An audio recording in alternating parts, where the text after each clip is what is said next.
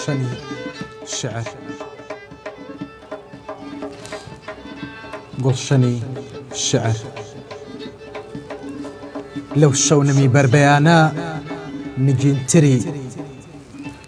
بۆ غەریبێکی دووروڵات لە زۆر موژدە شیرینتری بۆ بوون و مان و ژیانم لە هەناسەم نزیکتری لە باخی سەوزی ئومێدم لە گوڵ و شەوبە و نەرگزیش زۆر جوانتر و ناسکتری دڵنیا بە ئازیزەکەم لە گشتەمانەش زیاتری تۆ تەنانەت لە شعری من زۆر نازدار و زۆر بەناز و زۆر چاوباز و عەیارتری تەنانەت لە شعرەکانم زۆر نازدار و زۆر بەناز و زۆر چاوباز و عەیارتری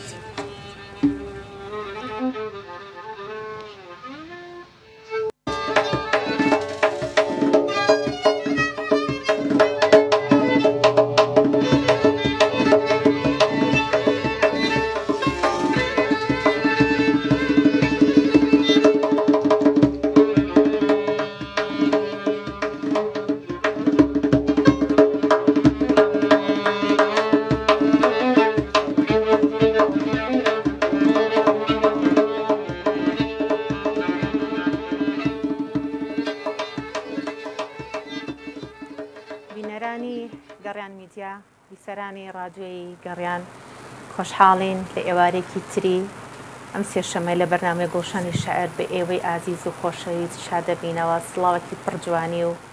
خۆشەویستیتان ئاڕاستە دەکەین بەرنامەی ئەم جارەمان جیاواز لە بەرنامەکانی تر کەسێک میوانی ئەمەیە کە زۆر کەس نازانێت کە شاعیرە بەڵام شاعیرێکی لە مێژینەیە و ئەوشی کە ڕاتنەوە پرسیار و پێشنیاری هەیەکەینە سەر چاوان خۆشحاڵین تا کۆتایی بەرنامەکە لەگەڵ مابمێنەوە بە تەلەفۆن و پەیوەندی و نامەکانتان خۆشحاڵ دەبین. سڵاوت لێ بە کاگەشم. سڵاو توی بەڕێز ئازیزانی ئێمە سڵاو و عیشق و ڕێز ئێوارەیە عیشق و شعر و جوانی و ئەوینتان باش هەموو کاتێکتان لێوان بێ لە ئارامی و ئاسودەیی خۆوان بە خۆشحاڵە زارین جارێکی تر لە گڵشەنی شعر بە ئێوەی قەدرگران و ئێوەی زێدە ئازیز شاد بووینەوە لە تیڤی و ڕادیۆی گەڕیان. میوانی ئەم جارەمان زۆر خۆشەویست کاک جەزای سازە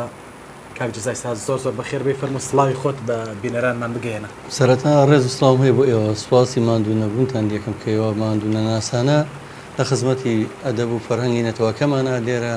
ئەوە ماوەیەکی زۆرە خزمەتەکەن سوپاسانەکەم هەروە ڕێز و سڵاوم هەیە بۆ بینەران و بیسەرانی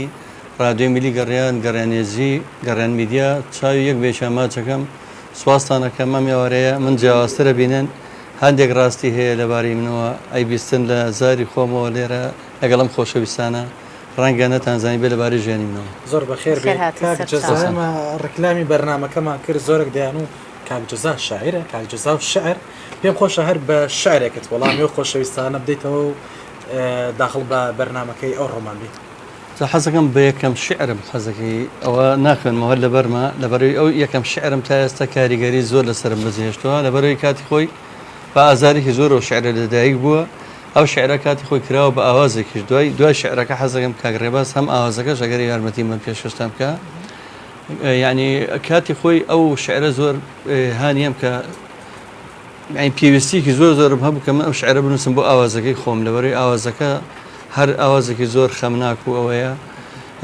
چیرۆکێکی لە پشتەوە دیارە و ئەو شعرە و ئەو ئاوازە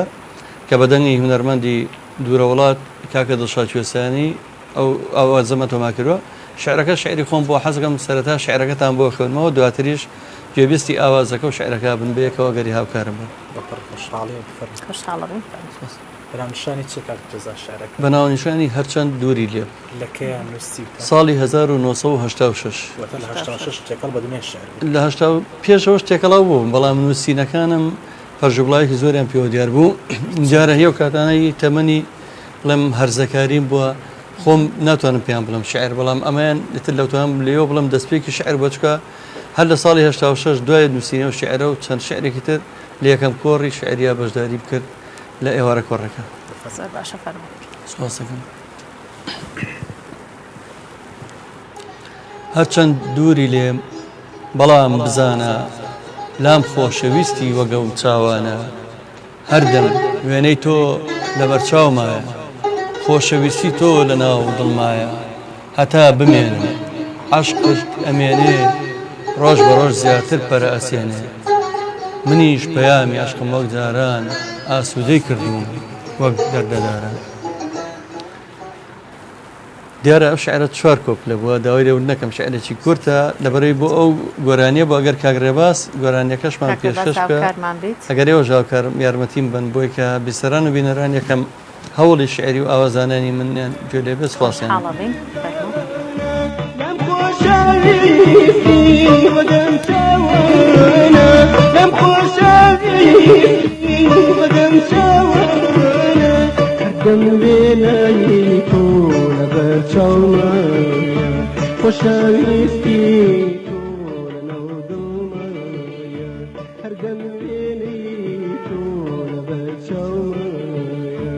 خوشەویستی تۆ لەناو دڵمەیە هەتا بێنێم عەشقی دامێنێ ڕۆژ بە ڕۆژ زیاتر فەرەسێنێ ڕۆژ بە ڕۆژ زیاتر فەرەسێنێ.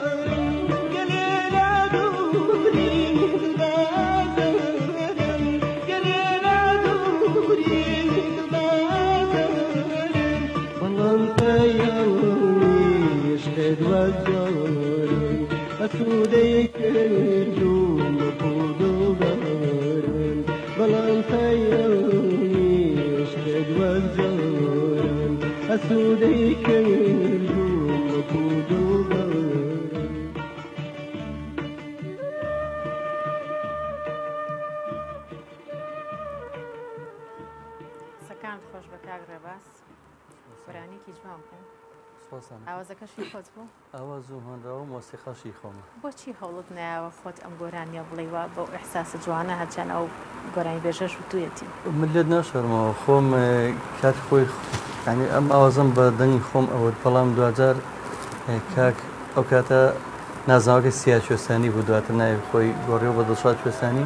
هاوڕێکی زۆر خۆشویستمەش هەمان شێوە پەیکە سازی زۆر بەناوبانگە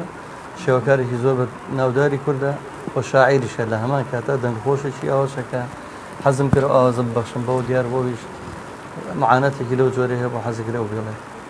دەسەکان خۆش سپاسانە. پێشتر گوێم لەم گۆرانیەوە بەڵام نەمزانیەوە کە ئاواز و شعر شتەکەی بەڕێزە 25 ساڵەمە پێشتەمارمان کردووە 25 ساڵ لە کاتی خۆشی کلیپیشی بۆ کرا بۆ تەلەڤیزیۆنی کەرکووک بەڵام دیارە ئەرشیڤە نەماوە بەداخەوە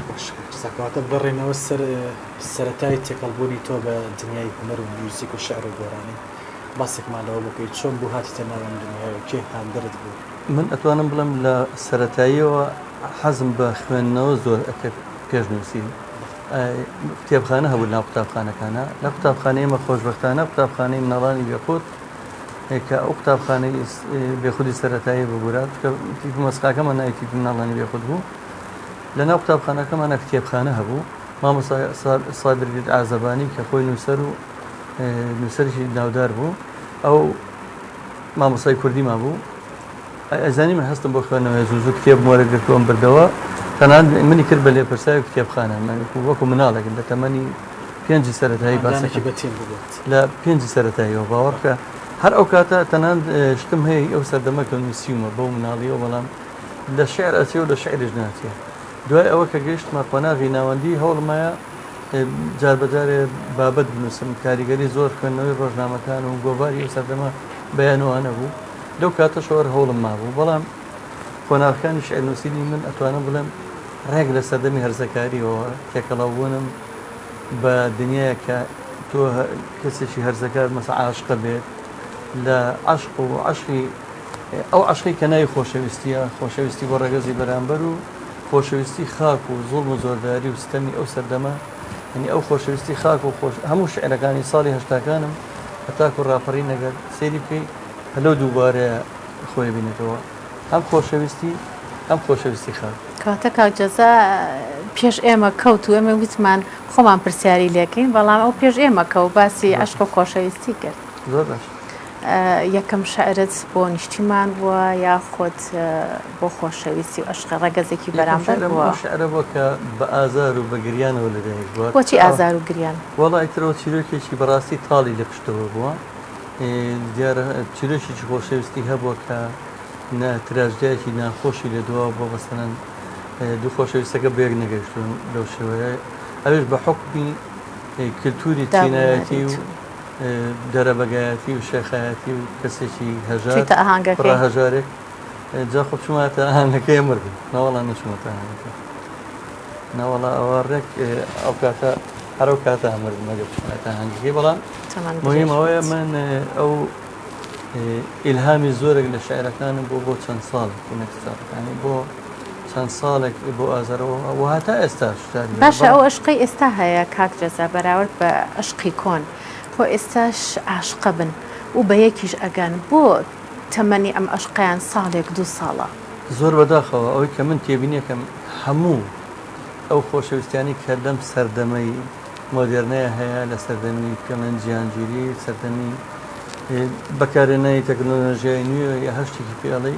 ئامێری پەیوەندیەکان چکە ئەو عشقی ئەوسا سووتانی ڕاستەقینی تیا بوو تۆ هەتا ئەتوانی نامەیەک بگەنی بە خۆشەویستەکە و ڕەنگە من خۆمێکێکم ناوانەی تووشی ئازاردان بوومەتەوە مەسەڵەن تووشی ئەو بوومەتەوە تۆ لە گەڕەشێکە کەسێکت خۆشەویست نەدەزانیت چۆن پەیامەکە دیان نامەیەک بگەینیتە دەستی خۆشەویست کاکجەزا نامە خستۆتە ناو شقارتەوە هەڵی بەی بەرسەریشی بکە سەریشی بشکێ بەڵێ بەڕاستی وڵا بەرسی نەگەوتە سەری بشکێ بەڵام سەری خۆمیانشکانەوە سەر ینی بەڕاستی ئەو کاتە قوربانیان هەبوو لە پێناوی خۆشەویستیە ئێستا زۆر بەداخەوە دیارە ئەو خۆشەویستانی کە ماوەی یەکتریان خۆشەوێ خۆشەویستی دنیایش ئێستا پێیا بوو مەسا وەکو خۆشەویستی ئەو سەردەمە نییە خۆشەویستی ڕۆحی بووە خۆشەویستی فەنابوون بۆ ئێستا خۆشەویستەکان لە پێناوی بەداخەڵم ڕەنگە لە پێناوی مادەیە بێ لە پێناوی شتی سیر و سەمەرەیە بێ لە سوۆسیال میدیا هەیە لە ڕێگەی ئامێرەکانی پەیوەندیەوە هەچ کاتێ بێت توانێت قسەی لەگە بکە خۆشەویستیان بەستووە بە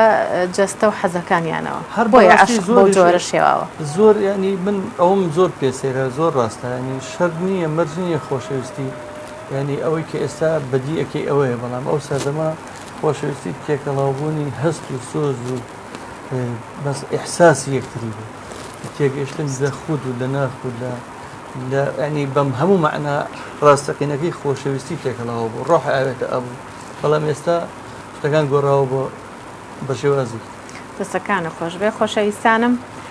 دەتوانن بە ژمارە تەلەفۆنەکان پەیوەندیوان پێوەکەن. ژمارە تەلەفۆنەکانمان 1970 471 5264 یاخود 1970 891 75 یاخود 1950 727 35 ژمارە 1970 891 واتسئەپی هەیە و ژمارە گۆڕێکەشمان ڤایبەری هەیە. خۆشەویستانی دەرەوەی ناوی وڵات خۆشحاڵە بین بە پەیوەندیەکانتان هەڕێکنەوە پرسیارێکتان هەبوو لە کاکجەزای خۆشەویست. واتە پێناسی خۆشەویستی لە دینی کاکجەزا. خۆشەویستی ئەتوانم بڵێم هەموو کەسێک پێی ناگات، هەموو کەسێکش لێی تێ ناگات، هەموو کەسێکش ناتوانێت بچێتە ناو دنیای خۆشەویستیەوە. ینی بەدەلیلەوەی لەم دنیاە لە کووردا باسی کوردەکەم ناگە بڵم دنیاە چەند شاعیر هەیە کە پێی بە خۆشەویستی بێ بەڕاستی لەوانەیە بڵێم ژمارێکی زۆر زۆر کەمە، زۆر کەم کەسێ توانوێتی پێناسی خۆشەویستی بکات لە شعرەکانە، ڕنگدانەوەی خۆشەویستی دەربڕێ بیگەینە بە من و تۆ. ینی هەموو کەسێک نەیتوانوە ئەو ڕاستی بگات بۆ ڕاستێکی زۆر جوانە شعرێکی خۆشەویستیمان پێشکەشەکە بۆ خۆشەویستی نووسی بێت لەسەر چاوە خۆشحاک لە بازی بە ڕێست بەڵاسیکار. ئەمە شعرێکی ئەو سەردەمانەمە ڕەنگە بۆ ئێستا خۆم تێبینیم لەسەر شعرەکانم هەبێ، بەڵام من لەبەرەوەی خۆم لەگەڵ ئازارەکانی و شعرانەیە ژێوم هەموو لای شتێکی خۆم هەر بازارە. خۆشەویستە، لای خۆم پارچەیەکە لە جەستە. من خۆم عەشقی خەمم ئەی چیژە لە خۆباییەکە ئەگەر بژڕۆی باکم نییە، خۆ ئێستاکەش ئاوازی قسەکردنت لە مێشکما تۆمار کراوە. بزە و زەردەخەنە و خەندەت تابلۆیەکە و بە دیوارێ لە دیوارە سپیەکانی مۆزەخانەی دڵی پەست ماڵواسراوە. ئەگەر بژڕۆی باکم نییە، خۆ گوڵە نێرگزی خەمێکت بە هەورەگرمەی بەهاری بیوەفاییت، وا ئێستاکە لەسەر ترۆپکی مەینەتمان نێرگزە جار هەڵیاوە. ئەگەر بژڕۆی باکم نییە، خۆ کۆرپەی نازی خەمێکت لەسەر لانکی دوولێ و ما بەجێماوە. ئەگەر بژڕۆی خەمت بۆم بۆتە هەنراوە، خەمت بۆتە بەستە و ئاواز، خەمی دووریت بۆتە بەستەی ئاوازی ساس، سۆزی دڵمە جوڵێنێ کۆرپەی دڵی بێدایکم هەتا بەیان ڕائەژێنێ. تاوە بارانی فرمێس بەسەر کێڵگەی سەرگۆناما بارێنێ، دەریای تەنیایی و غوربەتم مەهەژێنێ. خەمی دووریت ئەم گرێنێ، ئەم تاسێنێ، ئەم خنچێنێ.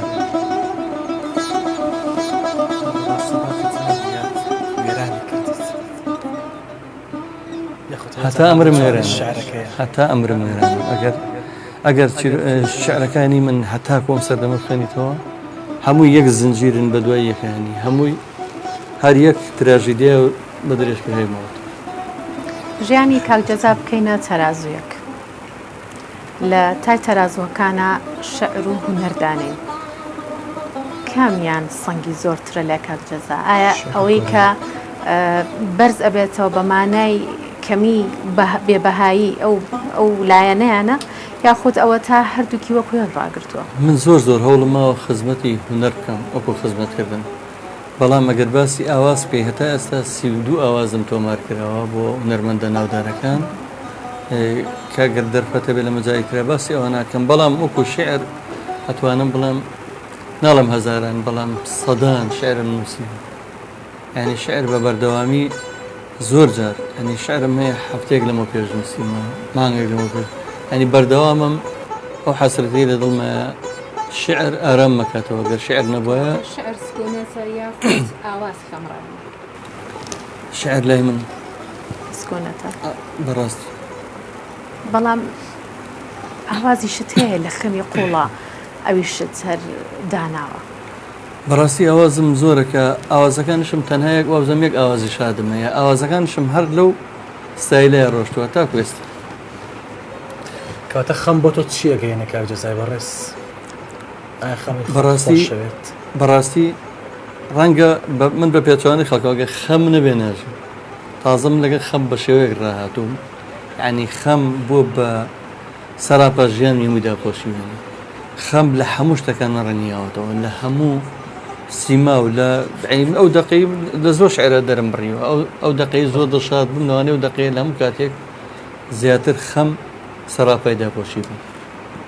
شعرێکت دەڵات لە ئازارێکی زۆری خۆت پاگەر ئامادەی بووە بخوێنیتەوە مەسەر چاوە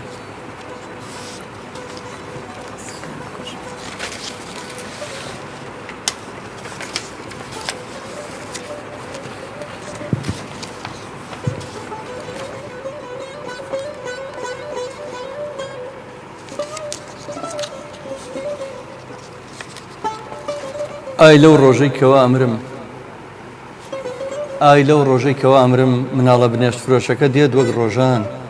بە دوو چاوی شینشینەوە بە دەستێکی هەڵلەرزی و ناخێکی پڕبرینەوە من نابینە جارێکتر کاتێک پرسیاری منەکات بە هەستێکی ڕەشبینەوە کەس کە زملی ڕێگا ئەگرێت ئەزانێت قەت نایبینەوە ئیتر پێم ناڵەن لەم دنیاش چۆن بۆ ساتێک ئۆقرە بگرم خۆ ئەگەر زیندوش ببمەوە چۆن دەیان جار نامرمەوە چاوم لێیە دایە پیرە دەزەر زۆر و شەکەتەکە هاتوۆتە بەر دوکانەکەم وەکو جاران بۆ مەگەڕم آخر ئەو سێ مناڵی هەتیوی کوڕە شەهیدەکەی لای بازار بازار دوکان دوکان لە پێناوی تیکێنان بۆ مناڵە هەتیوەکان ئەو کوڕەکەی شەهید بوو گیانی بەخشی بە نیشتیمان هاوژینەکەی ڕۆڵەکانی بەجێ هێشت و چووە ژیانێکی نیوە دایە پیرە بۆ بەدای مناڵەکان ماندوو نابێ وەرەگەڕێ ئەو وەک جاران من نابینە چاو دەجێڕێ و چاوەڕوانی بڕشک و سەبری لێبڕێ ناچار بە ناومێدیەوە کەس ملی ڕێگاگرێ زۆر دڵنیام کە نامەی مۆبایلەکەم دوای چەند ڕۆژێ پڕپڕە بێ لە نامەی کوڕە شەهیدەکەی بۆ دەرمانی کچە نەخۆشەی فریجەکەی هەموو مانگێ بەرۆک مەگرێ نامەی بێوەژ نەبێ کە سووداماوەکەی سێ مناڵی لە ئەستۆیە نازانێ یەخێکێ بگرێ آخر ئەو جیرۆدەی شەرمە ئەو کاتانی ناچارە بێ و برسێتی یەخەی پێئەگرێ ئەگەر هانام بۆ نەهێنێ ڕۆڵەکانی بێنن ئەو یەک لە برسان ئەمرێ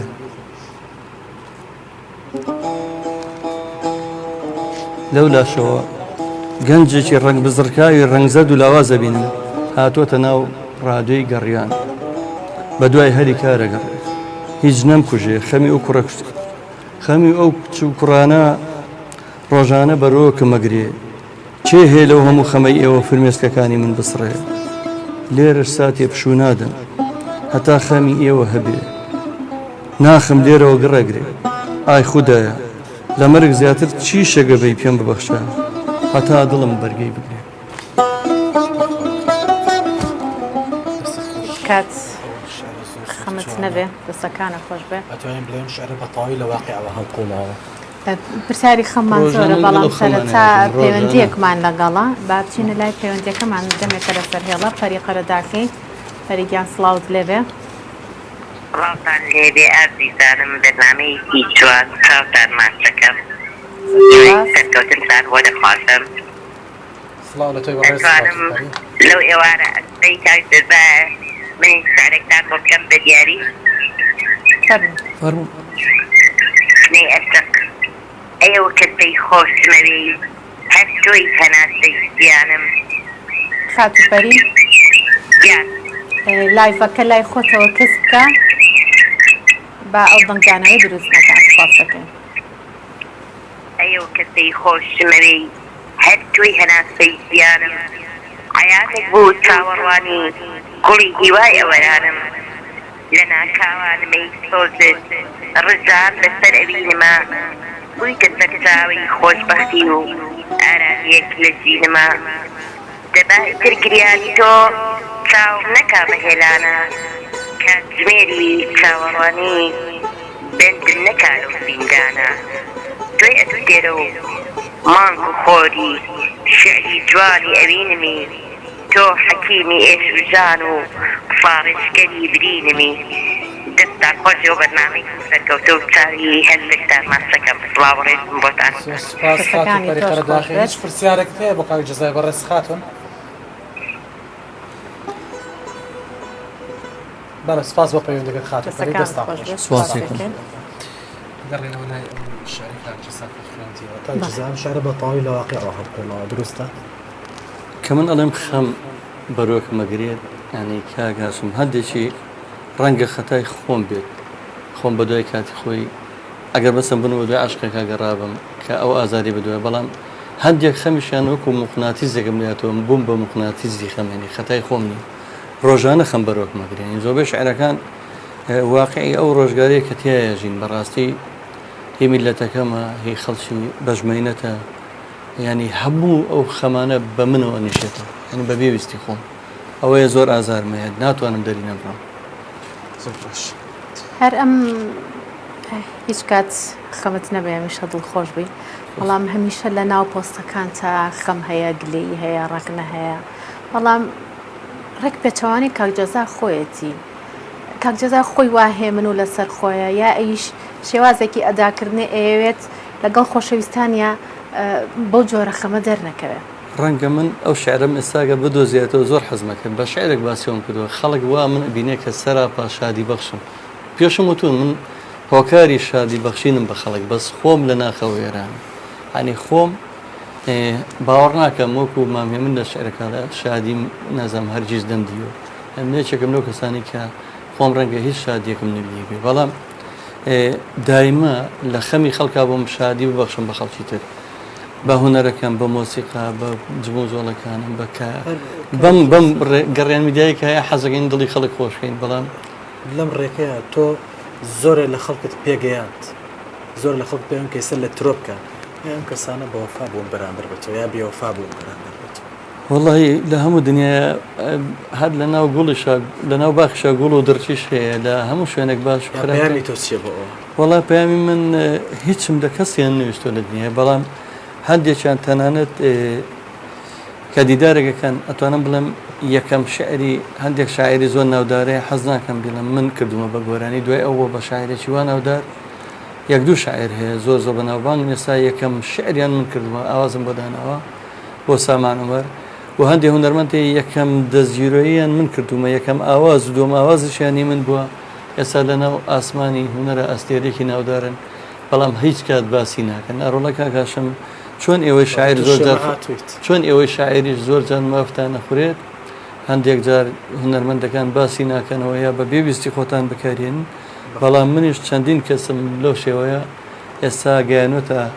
ئەو لووتکەی کە پێڵەن لووتکەی ناوبانگەوە بەڵام هیچ کات باسی ناکەنەوە ئەماشەکەن شکاک جزا تۆ دەمێلای شعری دەمێلای مۆسیقای دەمێلای گۆرانی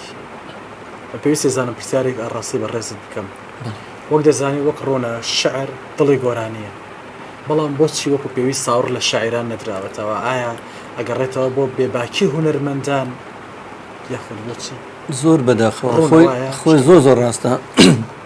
هەریەوە نین کە حەزم کردەوە ڕاستیە تۆ بیزانی دایمە هەمیشە هونەرمەندە گۆرانی بێژەکان لە باسی گۆرانی بکەین گۆرانی بێژەکە دەرەکەوێت و ئەچێتە سەر بەسەر پەیژە و بەسەر لاشەی ئێسک و گروستی ماندووی شاعیر و مۆسیقەکانیشە سەرەکەوێ کە چوە سەر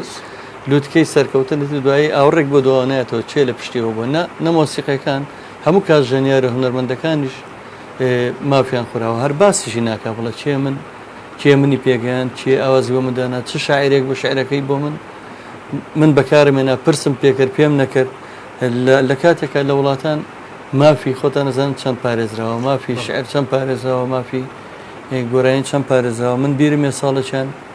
حەسیب غەراغی ڕەوانی شاد بێ شعرێکی بۆ کچەکەی خۆی نووسی بوو کە بەکارەساتێک تیاچوو بوو بەداخەوە کەسێک شعری کرد بوو بە ئاوازێکی هەڵپەرچێ هات بە گریانەوە بەیانیانی خەریب و نازم خەریب و تووشی حاڵەتی ئیسێکاکە بۆ خاتری خۆتەوە هەز بە جەرجی سوتایی من ناکەی بەبێ پرسی خۆم چۆن شعرێکی من ئەەکەی بۆ گۆرانی کە من باسی چیم کردەوە باسی چێکی بۆ خاتری خۆ تۆ هەیە زۆر کەسێ هەستی پێ ناکە نازانن ناقی تۆ چێ یاخۆکە جزا زۆر جار تەنانەت مادووبوونەکەش لە بەرچاو ناگرن کلی پێ دەکەن تەنانەت ناوی شاعرەکەش نانووسن یا لەجێ شعرەکە ناوی خۆیان دەنووسن بەداخەوە حاڵەتانشمان زۆر چەند جار توش بووە من چەند جار ئەوم توش بووە کاکاسوکە تۆش خۆم تەنها شعرم مەسەکرەوە بە گۆرانی باز نەکراوە کابرام سێتی ئاوا زۆرەوەی خۆشم دوای خۆشیان لە بازار بینیمی باواشی پیاکردم تخوا من ئەوم کرد تازە مەمشکێنەوە ئەو شعرانێکی کراوە بە گۆرانی و هونەرمەندانێکیان کە شعری جەزای سازیان کردەوە بە گۆرانی دەڕاستیە منەتوان بڵێم لە میلیەکانە بە تایبەتی لێت ناشارم وەکو ئایدیای حیزبی چکە خۆزای من ڕەنگێکی دیاریکراوم زۆر جاکە داوام لێکراوە زۆربەی سرود و گۆرانیە هی بۆنە حیزبیەکان ئەوە من نووسیمە و سەراپا هۆنراوەکانی فیلمی گەشتێک بە خۆشەویستی شیرین عەبدوڵڵا من نووسیمەوە چەندین شعری تریشم هەر بۆ نووسیوە چینە لای پەیوەندیەکی تەلەفۆنی و دواتری هێک لەو شعرانەمان بۆ بخوێنەرەوە کە لەو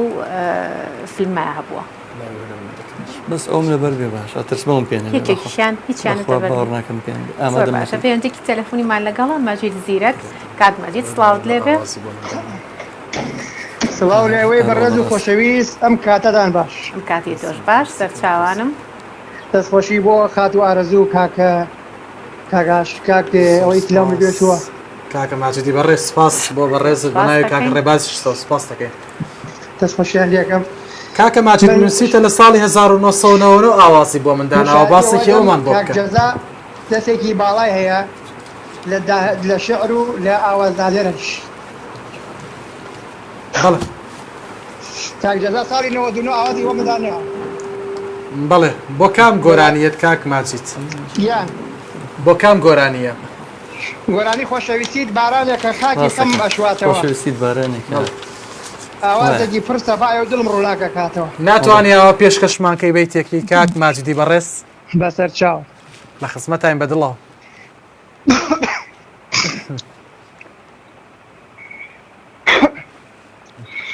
خۆشەویستیت بارانێکە خاکی خەمێ مەشواتەوە ئاوازێکی پرسەفایە و دڵم ڕووناکەکاتەوە ئاوازێکی پرسەفایە و دڵم ڕووناکەکاتەوە وا هەست دەکەمێ ماڵی ئێوە ئەم شارەی داگیرتووە وا هەست دەکەمێ ماڵی ئێوە ئەم شارەی جوانتری کردووە ئازیزەکەیان بۆ نازانی داروبەری دیم گشت لە چاو ماڵگرتووە زۆر بەخێر بێتەوە دەست خۆش من دەستخۆشی لە کاک جەزاکەم هەمومان قەرزاری ئەو پیاوەین چی یادەوەریەکت هەیە لەگەڵ کاک جەزایە بۆمان بگەڕیتەوە کاک ماجدی خۆشەویست وەڵا کاک جەزا من لە یادی ساڵڕۆژی هونەرمەندی کەڵە هونەرمەندی گەلی کورد کاک حەسەن زیرەکی نەمێت کاک جەزا هەموو جار بانگێشی منی کردووە بەڵێ لە سنتەری سەرا لەو هۆڵە جوانە جۆجە چەند جارێک من بەشداریەوە یادەم کردووە دەستخۆشی لە کاک جەزاکەم بەڕاستی خەمخۆری هەموو هونەرمەندان زۆر ڕاست دەست خۆش کاک ماجی سپاس بۆ بەڕێزت ئەرکت کێش ئێمە گەرمیانەکان قەرزاری ئەو پیاوەین دەستت خۆش سپاس دەستان خۆش بێ و سەرکەوتوو انشاءالله سپاس بۆ وەفای سەوزت چاوت ماچەکەی خۆشحاڵ بووم. پەیوەندیەکەت خوات لەگەڵ بێ هەر سەبارەت بە باسی چوونە ترۆپک و خۆ دەرخستن کاک جەزا هەر ئەم ڕێگەی کە ناوێ خۆی دەرخات هەر بەم جۆرەیە کە گۆرانی میلی هەڵبژاردووە لە ڕاستیە گۆرانی میلیۆک و پێویستیەک من هەڵم بژار دەبەرەوەی هەستمە کرد هەر لە سەرەتاوە پێشتر ساڵانێکی کۆن ڕێکخراوەکە بۆ هونەرمەندان ئەوەی کە بایەخی پێنایرا هونەری میلی بوو هەموو کات بە چاویی کەمتر سەیرەکرا و هیچ بایەخێکی پێ نەهادرا یعنی ئەوە هانیەم کە من خەباتێک بکەم لە پێناوی هونەری میلیە بە تەواوی خۆم ساغ کردەوە بۆ ئەوی کە لەگەڵ هاوڕێکانمە ئەو هونەری میلیە گەشە پێبین سواز بۆ خوا دوجار هەست دەکەم ئێستا هونەری میلی لە ئاسێکی زۆر بەرزایە لەبەرەی هونەری میلی ئێمە زۆر جاروتومەکو نەتەوەکانی ترین ئێمە شاکاری مۆسیقای جیهانی وانەمان نییە ئێمە شێرخانی هونەریمان ئەگەر هەمان بێتەنا هونەرە میلیەکە و فۆلکلۆرەکەمانە ئەگەرەوەی لێ بکەیتەوە ئێمە چیمان هەیە مەسەڵەن خۆم سلێمانی شارێکە 234 235 ساڵە دروست بووە 240 ساڵە دروست بووە مێژووی مۆسیقاکەی نازانین کەی بوو ئەگەر ئەو هوەرە میلیەی نەبێکەیمە بە دوای گەڕایکردنەوە پشکنینمان بۆ کردووە هیچی ترمان نیە. جا ئەم خۆبردووی کاکجەزایە کە هەمیشە لە ناو ئاهەنگەکانە یاخود یادەکانە لە نەورۆزە لە زۆر شتی ترە ئامادە بووە. من پێش ناسینی کاکجەزا شتێکی زۆر خۆش هەیە. هەمیشە کە ئەتومە ئاهەنگێ شوێنێک بەڕێزی مەبینی ئەموت کاکجەزا بۆچی دایمە لە هەموو شوێنێک حازرە؟ یعنی بۆ ئەبێ ئەم پیاوە دایمە خۆی و سازەکەی حازر بێ. بەڵام دواتر کاتێک کە تۆ تێکەڵی بەرکەوتنی لەگەڵ ئەم کاکجەزا بێ جا ئەزانی هەمیشە لە خۆبردەیە هەمیشە ئێوێ بێ بەرامبەر لەگەڵ هەموو هونەرمەندانە دەستی هونەرمەندام گرە و بۆ خۆشی هاوکاریان بێ لە ناو بۆنەکانە. ئەمە هۆکاری بۆی کە کاکجەزا زیاتر بناسم و زیاتر خۆشەویست بێ. هیوادارم کە نایناسن پێم خۆشە بێن نیم سەعاتێ لەگەڵ کاکجەزا گفتوگۆ بکەن دڵنیام کە ئەو بیرۆڕا کەمێک ناشینێکە هەیەە بە ئەوتۆم یەک ڕۆژ ئیسراحەت بکەم شاعرێک تەلەفۆنم بۆ کات خوا مێوارێک کۆڕە شعرمەیە بە خۆت و ئەمێرەکەەوە کەسێکی تەلەفۆنمەکات چلەیەکمان هەیە بە خۆت و ئەمێرەکەەوە چلەی خوارە خۆش بێشیان کەسێکی تەلەفۆنم بۆکە کۆڕێکمانە بەیاکە کەسێک ئەنی ئەمەیە کە منە بینی لە هەموو شوێنێک باوەڕ کە تەنها گیانی خۆبەخشیمە ئەجینا ئەوە نییە بۆ خۆ دەرخستم بە پێویستم بۆ نی خۆم دەڕم کەواتە بگەڕێنەوە لای شعر بەڕێستان بە شعری کێ سەرسامە ئەگەر لێت نەشارمەوە من لە سەرەتای زۆر تێکەڵاوبوونم بە شعر ئەتوانم بڵێم کە شعرم خۆشویست بە بەنی مامۆستا لەتیفەڵمەتەوە کاریگەری شعری ئەو پیاوە بە شێوەیەک ڕێجی داکتەوە لە ناخما یعنی هەموو شێکی لای من وایە بڵێم گەوهرێکی زۆر بە نرخێت پرسیارێکت بۆ هاتووە ئەڵێ ئاوازی بۆ خاتونێکی هەڵەبجەیی داناوە ئەو خاتونەکێ بوو ڕاستیە ئاوازەکەم بۆ خاتو شنێر هەڵەبجەیی داناوە و من هەریەک ئاوازشم بۆ ئەو خاتونانە داناوە جینە من زۆربەی ئاوازەکانم ئاوازی میلی بووە بەس ئەو خاتونە حەزم کرد کە دیار بوو سەدانیان کردم منش توانم دەستگیری بکەم یەکەم تێکەڵاوبوونی بوو بە دنیای هونەر ئەویش کە چۆن وەکو هونەرمەندی خۆشەویست سامان عومەر یەکەم ئاوازی هەری من بوو دوای ئەوە بۆ هونەرمەندی کێسان ئەسراوە هەروە خاتوشنێرش هیوادار بووم کەەوە بێ باسێرێکی ناودار و یەکەم ئاوازم بۆ خاتوشنێریش دانا دەستەکانت خۆش بێ زۆر باشە بەس پێم خۆش بوو ئەو شعرمان بۆ بخوێنیت و ئەگەر بیرت بێ ئەوەی کەوتت لە ناو فیلمەکە هەیە هی فیلمەکە هەمادەم نەکرۆ باوەڕت بێ نایدۆزمەوە لەبەر نییە بەخوا لەبەرم نییە بەس بۆ زیاتر ئاشنا بوو خەڵک لەوانەیە زۆر یادەوەریان لەگەڵ ئەو فیلمی گەشتێ بە خۆشەویستی هەبێتەنات هەموو مەقامەکان کە شیرین عەبدوڵایڵێ هەموو شعری منە زۆر باشە بەرهەمەکەی خاتو شنیار کە ئاوازی کاکجەزایە کورتەیەکمان گوێ لێ بێ سوپاسی کاکڕێوازەکەی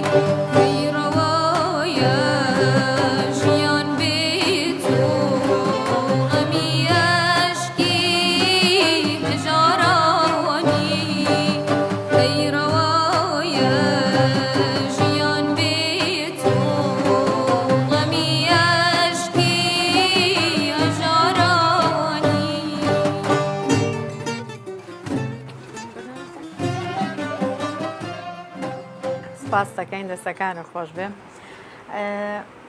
ئەمە بەڵگەیە ئەم دەفتەرە ئەگەر کاکڕێواز هاوکارماندی ئەم دەفتەر بێنی تا پێشەوە کەمێک بەڵگەیە بۆ ئەوەی کە کاکجەزا لەم ساڵ و سەردەمەیە شعری نووسیە بۆ ئەوانی کە یانوت کاکجەزا چۆنە بێ کە شاعیر بێ ئەو دەستنووسی سەناعەم هەی کاتی دەستنووسی خۆەتی پێشمان مان ئەمە دەفتەرە 85 شعرەکانی خۆی تایە جا من لەم دەفتەرە شتی زۆر تایە یەکێک لەوانە دڕینی ئەو پەڕانەیە ئەو پەڕانە پەشیمانی ئەو شعرە بۆ بۆ تۆ دڕانوتە ڕاستیە هەروایە هەندێک لە سوچێکە نەبەخوا دڵیشت نەهات بێ بە هیچ شێوەیە یەکسەر دڕانوتە بەڕاستی وە بوو لە شعرەکە یاخود لە کەسەکە لە هەردووکیان هەردووکی هەندێک حاڵەت هەیە ئەمێ هەر لە ژیانمە ینی هەر بیریشی لێ نەکەمەوە جارێکتر ئەوەیە. باشە هەر سەبارەت بە شعر شعرێکی نوێمان ئەوێت بەڵام بەبێ پەردە بەڕاشکاوی کە چیرۆکێک باسی شتێکی لە دواوە بێ نوێترین شعرت شعرەکەمان گوێ لێ بوو باسی چیرۆکەشمان بۆ بکەیت. ئەم داناوە بۆ پرسیار ئەمە هەر ئەتوانم بڵێم ئەگەر دراما بێت ئەمە کۆتا حەڵقی ئەو درامایە کە من کۆتا وەڵاممە بۆ حەزەکەم ئەگەر مەسەن درامایەک وایە خۆم دەرهێنەرەکەی بمە حەزمە کرەمە کۆتایەکی بێت. چاوەڕێم چاوەڕوانی نەوڕەسێکم فریاد ڕەسێ قەفەسەکەی واڵا بکات بەرز بفڕێ چاوەڕوانی نەوڕەسێکم فریاد ڕەسێ قەفەسەکەی واڵا بکات بەرز بفڕێ بەڵکو بگاتە وڵاتی دڵی من و دڵ و ڕۆحم لە پێشوازیە بۆستێ ئێخۆ زیادە ڕەوی نییە شێخ بیبینێ لە زیکر و تەقوا ئەوەستێ بەخوا زیادە ڕەوی نییە گە بڵێم شێخ بیبینێ لە زیکر و تەقوا ئەوەستێ بەسەر شەقامە گوزەرکە جوڵەی شەقام ڕا ئەوەستێ هات پێی وتم میتر تەواو هات پێی وتم میتر تەواو ئەو ڕۆژانەیە چووی لە دوی ئەو بەهارەی بۆ چڵێ نێرگزی دەستی چاوەڕێ بووی ئەو جێژنە خۆش و خرۆشەی بۆ جەژنانەی نیگایەکم بە ڕۆژوو بووی ئیتر تەواو بۆ شەوانی ئەنگوستە چاو نابم بە چلچرای ماڵت لە ئێوارانی تەمەنتا نابم بە پەلکە زێڕینە و سروە و شنەبای شەماڵت ئیتر تەواو لە نێو دەریای حەزەکان تا چیتر نابمە شەپۆلی ئاو ئیتر تەواو ئەوە ساسەی باوەڕی تۆ بوو لە ژینا ئەو ئیحساسەی هاوڵت بوو لە نیشتمانی غوربەتی ئەشک و شینا ئەو باخچەیەی جێی ئومێدی ژوانت بوو ئاوازیە و گۆرانیەی لە ساتەوەختی خەمینی میوانت بوو ئیتر تەواو ئیتر تەواو ئەو شەماڵەی گەڵای هەستیە جوڵانی ئیتر تەواو ئەو شەماڵەی گەڵای هەستیە جوڵانی ئەو نامانەی ئاشنای کردی بە شعر و بەستە و گۆرانی ئەو شادیە دڵشادانەی لە جێی هەنسکی شەوت بوو هەو ئومێدە چاو کاڵانەی لە جێی خەیاڵ و خەوت بوو ئیتر تەواو ئیتر تەواو ئەو دڵە پڕتین و تاوەی تاشە بەردی یەکردە ئاو هات پێی وتم چاوەڕوانی ئیتر تەواو بەڵێ وتی چیتر چاوەڕوانی مەکە بەڵێ وتی چیتر چاوەڕوانی مەکە بێئاگا لەوەی دیدەی دڵ وەکو بولبولی دوور لە گوڵ ئەناڵێنێ و هاوارەکە ئەگری بەکوڵ ئەناڵێنێ و هاوارەکە ئەگری بەکوڵ پێشکەش بێت شوێنی ئازار و برینتان خۆش پێوەندێکی تەلەفۆنیمان لەگەڵە سۆزیار خاتون سڵاوت لەبێ لە فەوقی ئەو عالەمەیدا کە چقی دڵمت پێکاوە قبوڵم کەی بە خادمت پشت دەخەمە تەختی شاوە جارێک هاتوومە دیدارت لە بیرم ناچێ لەو ساوە دیدەم هاودەمی گریانە کە بۆ کەس وانە گریاوە کە هاتمەوە پەشیمانی وەها دەستەم ڕادەژەنێ ژەم لە حزور ناوی تۆدا گریانێکی خۆش دەژەنێ وەها لە خۆم سندومەوە کە وجودی من نەماوە هەموو حالم لەلایەک و ئەتۆش لەلایەک بەتەنێ بە کامیلەی چاوەکانت تەزوو بە ڕۆحم دادێنی کە فەرموود ئەمن چی تۆمە گوتم قوربان ئەتۆ چێنی بە نەرمەنیگایان فەرموود بە نەرمەنیگایان فەرمووت ئەوەی بە شوێن من دادێ قسم بە خوددا شاهێدا کە بڕژێ یان نەڕژێ خوێنی درشت بارانە ئەم کاتەوە تێکڕای کاتەکانتان لە خۆشی و بەختەوەریدا بێت کەواتە خاتونی بەڕێز ئێوارەی تەنیایی و ئێوارەی خەم و ئێوارەی خەفەت و ئێوارەی چاوەڕوانی تۆش باش هێوارت باش گیانەکەم سپاس هەم ئێوارەیتان لە خۆشی و بەختەوەریدا بێت شارە جوانت خاتون گیان سپاس بۆ بەڕێزت سپاس بۆ ئێوەش زۆر سپاسانەکەم خۆشحاڵم کە من ئێوارەش لەگەڵەوە بەشدارم خەڵخەمی خەمەکانتان و تەنیاییتان و ئازارەکانتانم زۆر سپاس خاتون گیان هەمیشە بێخەم چیتێ بۆ ئەم شاعرە خۆشەویستەمان کاک جزای ساس کە ئەمڕۆ لە ڕادیۆ لەگەڵمانە بە شارە جوانەکانی توانێتی جۆش و خڕۆشێکی تایبەت بە ستۆدیۆی گەڕیان میدیا و بە گڵشەنی شار و بەخشێ بەڕێستان پێیانتان چی خاتون گیان دەستخۆشی لێ دەکەم هیوادارم بەردەوام بێ و سێ پرسیاریشم لێ هەیە پرسیاریەکەم کە غەمگین دەبێت دەنووسێت یان کە دەنووسێت غەمگین دەبێت پرسیاری دومیش ئەگەر لە دەفتەری یادگاری تاکە یادگاریەک بنووسێتەوە چی یادگاریەکە دەفتەر یادگاری یادگاری بنووسی تۆ چی یادگاریەکە بەڵێ پرسیاری سێیان پرسیاری سێمیش حەز دەکات ساڵێک یان ساتە وەختێک لە ژیانی دووبارە بگەڕێتەوە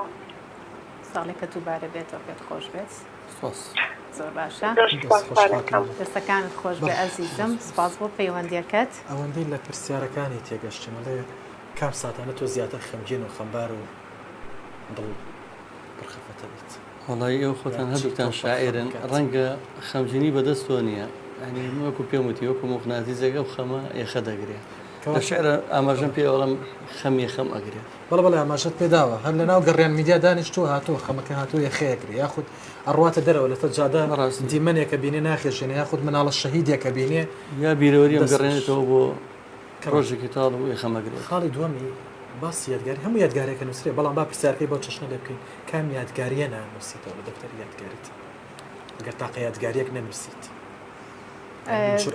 پێشەوەی کە وەڵامی و پرسیارە بێتەوە کاک ئەحمەد خۆشناوەتی لەسەر هێڵە بە بچینە لای کاک ئەحمەد کاک ئەحمەد سڵاوت لێبێ سڵاوتان لێبێ کاتتان باش کاتی تۆش باش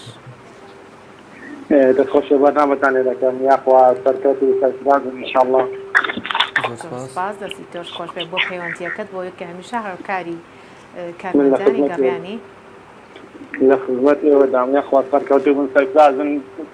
سڵاوێکی تایبەتیش بۆ بەڕێوەبەری گەڕیان میدیا مامەدەدای ئازیز یاخوا بەخێر بێ ڕادیۆکەی تیڤیەکەی ڕووناکردەوە زۆر سپاس دەکەم وەڵام من ئەمڕۆ میوانم لە ئەمڕۆ میوانیشە و خاوەن ماڵیشە هەردووکێتی بۆ بەشداریت لە بەرنامەی گڵشەنی شعر هەمیشە بەژای لەگەڵمانە چیت هەیە بۆ کاکجزا ئەم ڕۆک و شاعیر چیت هەیە بۆی خۆشەویست بەخوا کاگاتن ژیان یعنی هیچ سیارێکم لەو نییە چونکە ئەگەر من شارەزایی لەو ساڵێکە مامەندەزام ناسیوە شارەزایی تەواوی ژیانی مامەندەزان نەبووم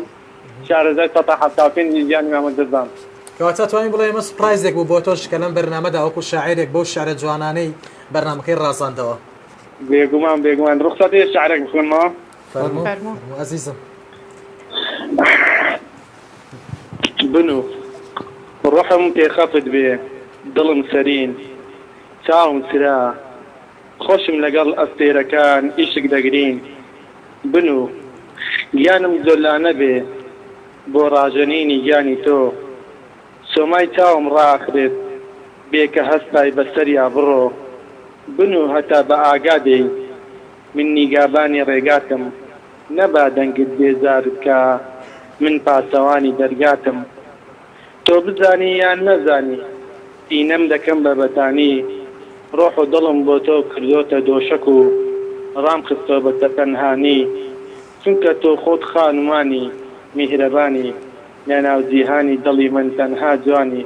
دەتوانم بڵێم شاد جوانی دەتوانم بڵێم شاد جوانی ئەمڕۆ هەمووی بوێری کاک جەزایان وەرگرتەوە هەمووی بوون بە شاعیر کاک ئەحمەد شاری خۆتە نەوەڵڵاوە شعری مامەدەدا خوێنمەوە بەڵێ کاک ئەحمەد منش ڕۆ لە هەردووکتانەکەمە پێڵم من و ئازیز کە تۆ ئەنووی شار دڵی پڕ ئەبێ کاک ئەحمەد شتێکی خۆشتان لەسەرەوە بەو گێڕمنەوەیەکێک لە هاوڕێیانی شاعرم لە کۆڕێکا بووین بەیەکەوە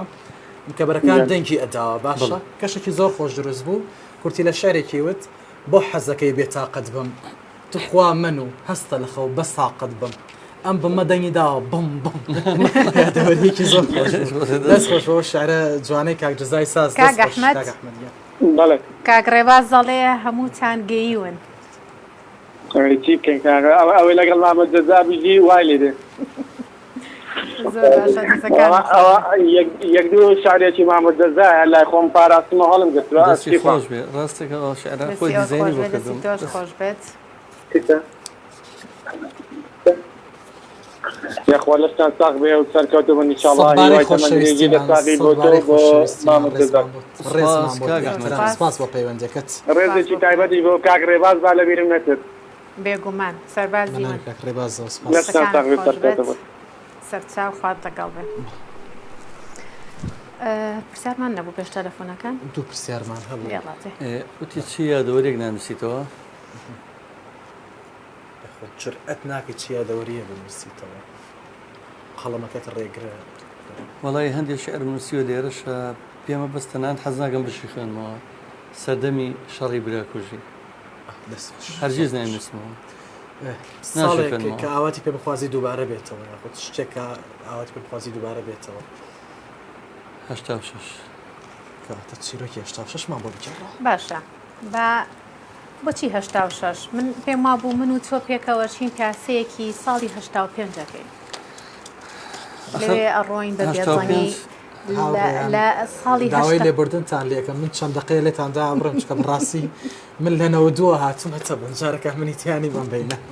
فرم 85 بێدڵنی من و تۆ لە 85 و 86 ئەوەستین کاک جەزا چی ئەبینێ کە من نایبینم بەڕاستی چیرۆشێکی خەم ناکەم هەموو جارەکەی لەمەوە چیرۆشێکە ئەوە نەتیجەکەی دیکەی بینی هەموو لاپەڕێ و هەموو کاتە وەڵامەکەی بە شعرە وەڵامە شعرەکە زۆر درەنگتر نووسیمە بەس هەر پەیوەندی بەوە زۆر باش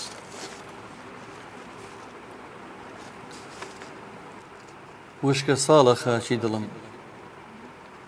وشکە ساڵە خاچی دڵم هیچ بارانێ لێدا ناکە نازانم بۆ ئاسمانش لێم تۆڕێ و ڕەحمێ ناکە لە بەهاری تەمەنمدام کەچی وەک خەزانە نوێن دیار ئەو کاتە نووسیمێنێ و هێستا نیە بۆم ساڵای دوایی ئەو کاتان لە باری تەمەنم ێستا لە پاییزای لە بەهاری تەمەنمدام کەچی وەک خەزانە نوێنم نەکەس هەیە بم لاوێنێ نەکەس هەیە بیلاوێنێ لە تەمتومانێکی ڕەشە بەبێ ئامانجە خولێمەوە دڵنیام ئێستا تاوێتر بەبێ کەس سەرێنێمەوە نەتەهلیلە و نەسروتی نزا و پاڕانەوەکانم داوم ناگاتە دادم ناگاتە هێزانیش لە ڕەحمی خوش بەگومانم بۆیە قەنعاتم وایە کار خوا هەموو کەسم بێ لە میحنەتە ڕزگارم کات بەڵکوم ئەو فریادە ڕەسم بێ زۆر زۆر سپاس هەمیشە ژیانت لە بەهارا بێت ئێمە باسی تەمەن ناکەین بەڵام باسی ئەو گڕوتینە ئەگەین کە بۆ هونەر و بۆ شعر و بۆ خۆشەویستان و لێبوردووی کە هەتا ئەوەی کە زیاریم کردبوو ئەم دوو دێڕەیە خۆت بیخوێنەرەوە و وەکو پرسیارەکانی تر لێی دەرمەتەوە بتوانی وەڵامێکمان بەرەوە یعنی ئەو وەڵامەی کە خۆتە زانی من ئەمەوێ کەم دیێڕی سەرەوەیە دوو دێڕی سەرەوە ئەخت دیێڕی سەرەوە ئەمە ویستم ئەوە تەجروبێت پێ بڵێم ئەمە هەندێکیان شعری خۆم نییە بە خەجاڵەتیەوە دیارەمەیەکە لە شاعرەکانی ڕەنگە خیان بێت منکاتە لە سەردەمی ئەو عاشق بوونەمە حەزم نە شعرانە کردووە نووسیمەتەوە جامە ئاوێ کە چ جارێ لێ و نادا بەلاوێ ڕاستە بیستە بدەگەر ئەو چیرۆکەنە بۆیە منەوە شعرم نانووسی هەر قسەکەی تۆیە تەواو 100% لەگەڵتام وەکو باسمان کرد ئەو کاتە نەک کچ نەیتوانێت لێو بدا بەلاوێ کە شتێکی وە هەرنیە لە عاشقا ئەو کاتە نەتوانیوە تەنان نامەیەکی خۆشەویستی بگەێنی نەتوانیوە بە خۆشەویستەکە بڵێ خۆشمێ بەس ئەوانە بەس ئەوانە یعنی کە ئەو شاعرانی تۆ هەندێک شاعری کۆن ئەبینی مەسەکەڵم کۆن شاعرە دێرینەکان خاصانەی شعریان بۆ عشقۆی نووسیەوە هەستت بەو ئازارە کردو هەمووی مەگەر هەر لای خۆی دەربڕی بێ هەمووی هەر یاداش کرد بێت جا خۆ نەیتوانێ بۆی بە بەرامبەرگەی بڵێ خۆش هەموو قسەیەکی نێوان ئەم دوو خۆ ئێستانی عاشقا چاو بووە نازانم ماسنجەر و ڤایبەر و ئەم تەکنۆلۆژیە نەبووە تۆ چۆن توانیتە بە بەرامبەرەکەت بڵێ خۆشمێ ناچەر بوو هەر ئەو هەموو پەڕێ پڕکەیتەوە ئەوەکەی بینی کەواتە تۆ لەگەڵ قەناعەتانی کە خۆشەویستی لە یەکەم نیگاوە دەست پێ دەکات یاخت لەگەڵ قەناعەتە یاڕۆڵە لە یەکەم نیگاوە دەست من هەر بەڕاستی پێم وایە چۆن شاعری گەورە وتوتی نەظرەتون فابتیسامەتون فموعد فلقاء یعنی یەکەم نیگا پێکەنینە زەردەخەنەیەک جوانێک بەیەگەیشت و لەو جۆرە نووسیوە و هەروها درێژکراوەی خەم و میحنەتەکانی پێشووترم تراژدیای ئەو عاشقی کە کۆتایەکەی زۆر ناخۆش بووە و خۆناغی سێمیشم لە دوای 2000ەکانەوە بە تایبەتتر تقریبان تۆم 10 ساڵە بێ بە تەواوی ناومێدی و ڕەشببینی خەمێکی زۆر سەراپادای پۆشیوم کە خەمی خۆم نییە خەمی خەڵکە زیاتر ئەو سێ قۆناغەیە بەس ئێستا لەسەر داوای کاکاسومجان من شعرێکی ئەو سەردەما کە ناو فرمێسکە ئاواز کە دەنجی پرسۆ زینەیەک پەردەی هەستی جێسکەکان مەجوڵەنێ یاخۆش شەپۆی و لخێنەوەی شعری شاعیرێکی نامە و تەنیا دەریای گلێنی چاوانە مەهەژێنێ فرمێسکە ئاوازە بارێ بە گۆنامدا لەسەر نۆتەی سلۆ و هێواش بە غەمباری دێتە خوارێ تابلۆی دیمەنی هەژارێ کاتێک کەسکی بۆ نانە هەڵەگڵۆفێ یاخود تابلۆی مناڵێکی باو کوژرا و ناڵە و قیژەی ئافرەتێکی لە زیندان کراو هەناسەیەکی بچڕاو شاعیرێکی وشە لە گەرودا خەنکاوم بیردێنێ ئەو کاتانەمە بیردێنێ کۆتی کۆمەڵ ئەدەرەیەمە کۆتای شعرەکەم ئەو کاتانەمە بیردێنێ کۆتی کۆمەڵ وەک کە لە بچەیکی پۆڵا لە دەست و قاچ و مەچەکی من و خۆشەویستە بۆ جوازەکەمە ئاڵا بە کۆت و بەندی کۆمەڵایەتی بۆ هەتا هەیە عشقێک زیندە بەچەند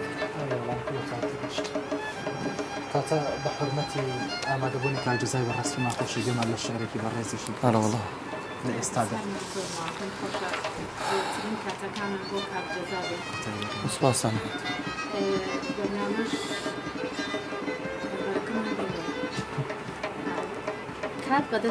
بەبێ ئەوتیانە بە شخصە نەکراوە خوا بە شخصە نەکرێت ئێستم چێ بپرسم کاکجەزا میشە دڵێکی ناڕازیە لە نێوان حزب و لایەنەکانە نامانێت بچینە ناو حزب و سیاسەتەوە بەڵام ئەمە هیچ ڕێگری نەبووە لەوەی لە کاری هونەریتەیە خۆت لە ڕادیۆیە ئێستا بۆ گەڕیان میدیاکە ئەچێتە پەخشەوە بە تیڤی ئەڵات یا لە هونەرەکەتە هیچ ڕێگریەکیت هەبوو ڕێگری هەبوو بۆ تۆ بۆ کارەکان ڕێگری خۆی لە خۆی ئەوەیە کە هیچ فەزایەک نییە بۆ منیشی تێ بکەم خۆی لە خۆیان بێ خەڵک هەدرک بۆ بکە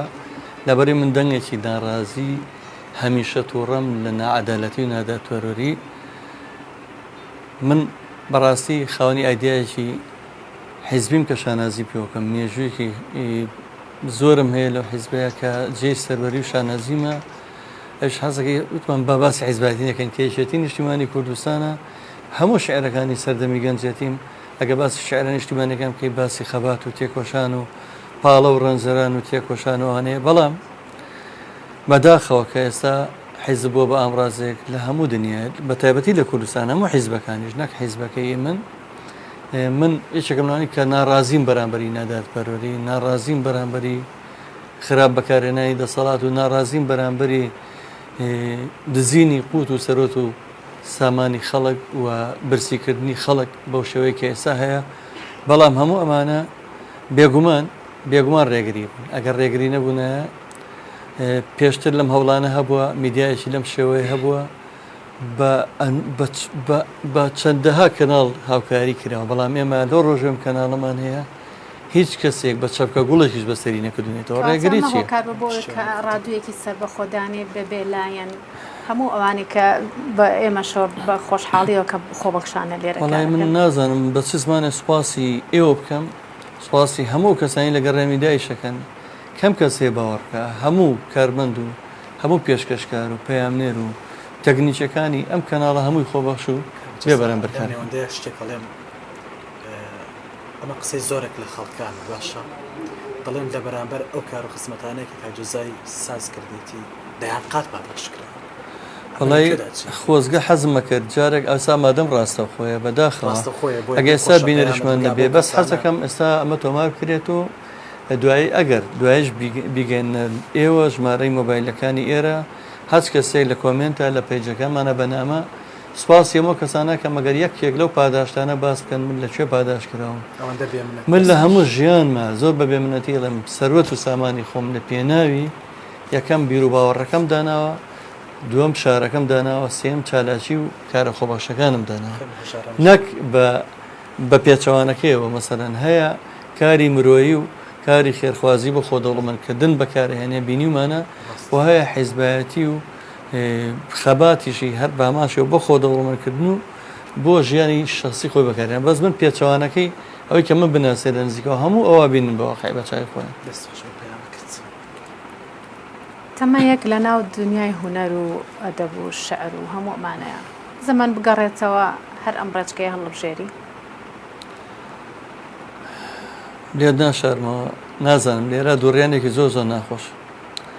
چکە کەبیر لە ژیانی ئەو کەسانی پێش خۆشمەکەمەوە بۆ نمونە من حەدم نییە بڵم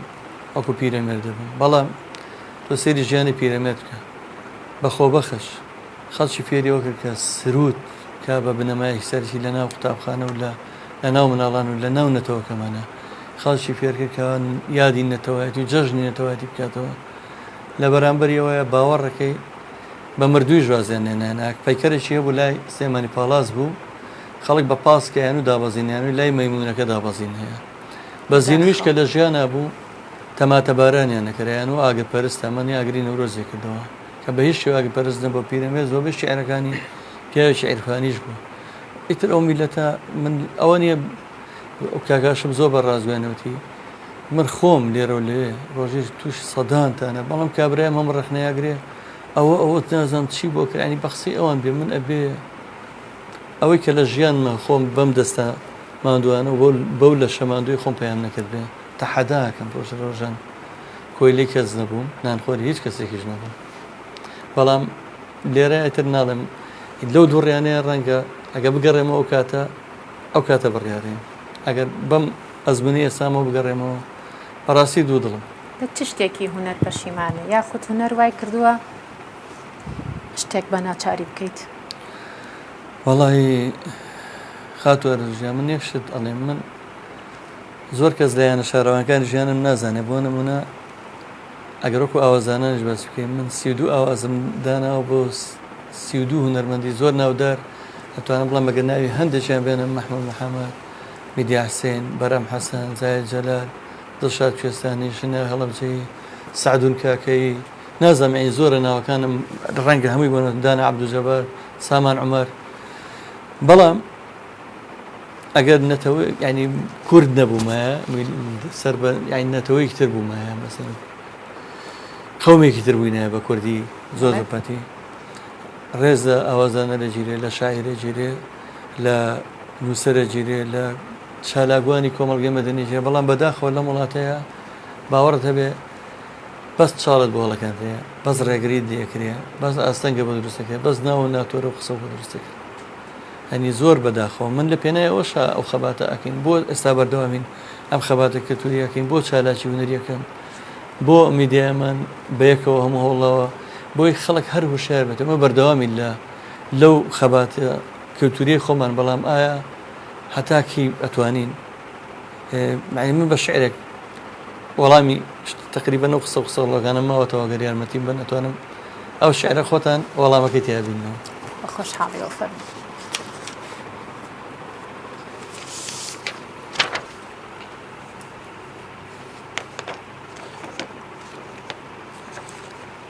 لە پرسەکەم داوەساوی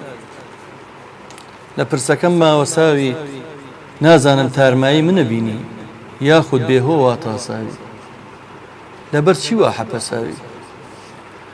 ئەو تابلۆیی منەی بینم ڕوخسارێکی شڵەژاوی نازانم بۆ من گریاوی یا نوێژانت بەو شێوە ئازاری داوی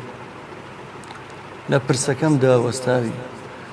نازانم تارمایی منە بینی یاخود بێهۆوە تاساوی لەبەر چی وا حەپەساوی ئەو تابلۆی منەی بینم ڕوخسارێکی شڵەژاوی نازانم بۆ من گریاوی یا نوێژدانت بەو شێوە ئازاری داوی ئێستا من دیمەنی کۆنی درامەکانی نێوانمان سات بە ساتێ بینمەوە دەزانم چەندە بێ هەست بوویت بۆ هیچ شتێ نەگریە تۆ داروبەری بێجیانی لە هەست و سۆس داماڵڕاوی ئەو کاتانەی دڵم بۆ تۆ کردبەوە لە دیمەنێکدا من دەستی هاوکاریم بۆ ڕاکێشاوی بەڵام لە بری پاداش بۆ نهێنی من گەڕاوی بەڵام هاوڕێم ئێستا جانی من ئازادە تۆش نقمی قڕ و دیتاوی ئەوە بۆ هاوڕێ منافقاناڵم لەگە ڕێزمە ئەوانەی کە لە پشتەوە ئەوانەی کە تۆ یارمەتیانەیەیت بەڵام ئەو چاڵت بۆ دەکەن ئەوانەی کە ئەبنە هۆکاریەوەی کە ئارزوخانە بینن ئەڵێ ئارزوخان وای کرد کاگاشم وای کرد کاگاشم هەموو شتە باشەکان دەبینێ بەس یەک شت هەموو شتێکت تێگەێت هەمووی سڕێتەوە ئەبێ بڵێ هاوڕێیانی مەسلحەچی کە هیچ کات نابنە هاوڕێ من ئەو شتانە زۆر ئازارمە یەکەم نەڵێم خەم بە زۆر شتە خۆم باوەڕتان هەبێت لە ترافیکلایتێکە مناڵێک ببینم ڕەنگە پێ سێر بێ کە برێ شتێکە فرۆشەکەی مستەحیلە بەبێ گریانی دەناچ بەداخەوە کاتەکەمان دەستان خۆشێک کاتمان درەنگ کۆتایی هاتووە بەڵام پێم خۆشە زیاتر بمێنینەوە پرسیارت ماوە کاکاشم چی ماوە کاکجەزا پێمانی بڵێ یا پێی خۆشە باسی بکە یا شعرێک بێوێت پەیامێک بێ بیگەێنێ لە ڕاستیە من ئەگەر کۆتایی بەرنامە بێمەیە لە پێش هەموو شتێک سوپاسی ئەوە بکەم کەەوە نزیکە بینەوە لە ساڵێک پێشتریش تۆ هەر لێرە وەرزێکی تریش هەر بەشدار بوویت ئەم گەڕیان میدیایە تەنها ئامانجمان خزمەتی کولتور و هونەری نەتەوەکەمانە بەبێ جیاوازی هیچ بیرکردنەوە پێشتر دیارە کاکاشم پرسیارێکی لە جۆرەیە بوو بەس لەداخەوە لێرە نەگونجا باسی بکە یعنی هیچ بیرکردنەوەیکی حیزبی و یا هیچ ڕەنگێکی حیزبی لێرە ڕەنگ جێگەی نابێتەوە ئێمە لێرە تەواو سەر بەخۆی نەگەرێکێکمان خاوەنی بیر و باوەڕێبین بەس ئەوە مانەوە لێرە ڕەنگدانەوەی نییە ئەمانەیە خزمەتی شارەکەمان بکەین نەتەوەکەمان بکەین ئێمە لە زەمانێکە هاتینە بوون کە تەواو ڕۆژبینی باڵی شەشاو بەسەرە وڵاتەیە سەردەمی کۆرۆنا و کەرەنتینە و مەنعەتە زەور و باسی مردن و نەخۆشی و پەتایە بە شێوەیەک بووکە کەس بە تەمای ژیان نەما بوو ئێمە هەڵمانە زەردەخەنە و خەندە و خۆشی بخینەوە سەر لێوی هەمووان ئەگەر کۆتا پێیانشم بۆ شاعیران بێ من چاو یەک بێکیا ماچەکەم گۆشەنی شعر ماڵی هەمووانە بە هاوکاری ئەم دوو شاعرە خۆشەویستە ماندوونە ناسا کە بەڕاستی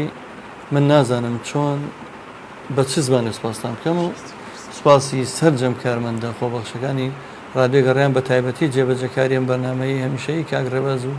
کاکبوران سوپاسیانەکەم ئەڵبەتە ئەو دوو ڕێگایە کە ئێمەش وا کا ببەستینەوە بەم ڕادیۆ یەکەمەوە کە بێلایەنە دووەمەوە کە خۆشەویستیمان بۆ کارەکە و حرمەتمان بۆ جەنابتە کە توانین لەم ڕادیۆیە لەم بەرنامە جوانە خزمەت بکەین بە هەموو خۆشەویستان و ئەدەب دۆستان زۆر سپاسە من ببورن نەوەکو دەرفەتێک تر نەبێم قسانە بکەم هیوادارمەوە لە بەرنامەکانتانە زۆر بە ڕەهایی زۆر بە مۆتڵاقی زۆر بە بێمنەتانە بیڵێن کە سەربەخۆ و ئاهلی و بێلایەنین و نانخۆری هیچ کەسێکنین و کەسیش تەبەنی نەکردوین بۆی بەرپەرچی هەموو قسە و قسەڵۆ بدرێتەوە من لەسەر ڕاستەخۆ قسە ناکەین و هیوادارم ئەوەی کامان بیستێت ئەو ڕاستیە بزانێت